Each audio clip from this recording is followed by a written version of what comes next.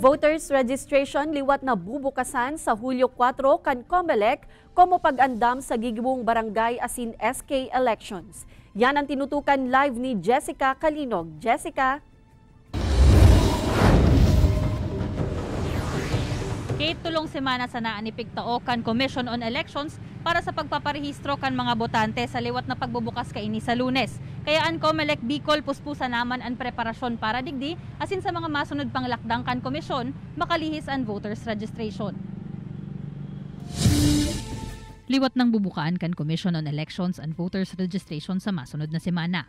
Iniko mo preparasyon para sa papaaboton na barangay asin SK elections. Sigun kay Attorney Annie Romero Cortez, Assistant Regional Election Director kan COMELEC Bicol, bukas ang pagpaparehistro para sa mga new registrants, pag-transfer ng rehistro, reactivation as in change or correction of entries. Yung ating mga voters registration machine, ni-ready po yan ang ating mga election officers, and dito rin kami sa regional office, nagpiprepare din po kami ng mga supplies. Mapuon ang voters registration sa Hulyo 4, asin madurar ini hasta sa Hulyo 23. Mayo manin target ang COMELEC Bicol kung hasta pirang porsyento dapat ang makarehistro sa laog ng limitadong panahon na ini.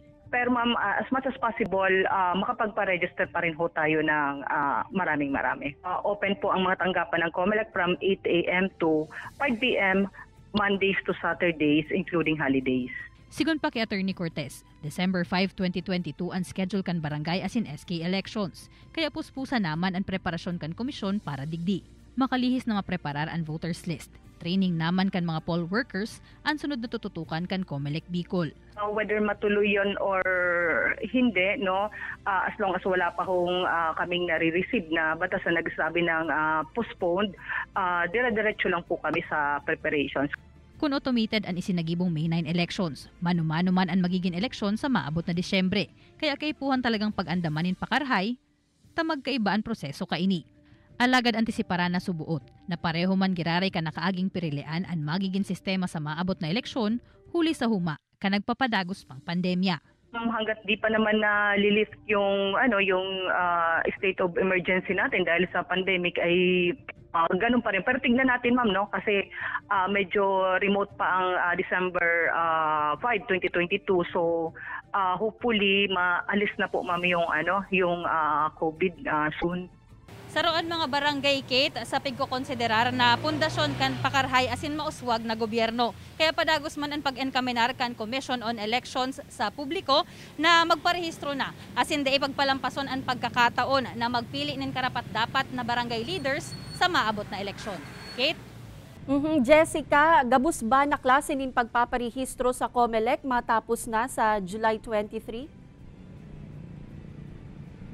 Kate, ay gwaning sarong resolution na pigpaluwas ang Commission on Elections na kung saan nakalatag digdi na on July 19 tatapuso naman ang pag-akseptar kan komisyon nin registration para duman sa mga nag-apply sa online reactivation kan sa indang voters registration. Itong itong mga para duman sa mga senior citizens, itong mga PWD na makakaduman sa mga mismong election offices, asin initig tatapuson lang sa July 19. Tanganing matauan pa nin dalan itong pag-check kan sa indang voters registration hasta sa July 23. Kate? Jessica, taano limitado sana ang durasyon kang pagpaparehistro sa COMELEC?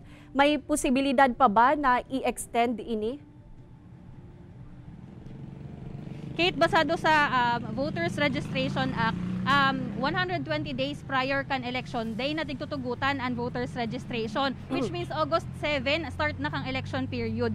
Kaya sa July 4 to July 23 lang pigtugutan ang voters registration to give way man from July 24 to August 6 para i-check pa itong mga application kung tutugutan ba ini or okay itong application nenda. Regarding naman duman sa extension, sa ngunyan mayo padaanin nakakaputan o ibinababa na memorandum and Commission on Elections digdi sa mga regional offices regarding extension. Pero depende da ini duman sa mga COMELEC offices, field offices, kung igwasinda nin request, asin duman mababasehan ka na Commission on Elections kung tutugutan ini. Kate? Alright, Jos Mabalos, Jessica.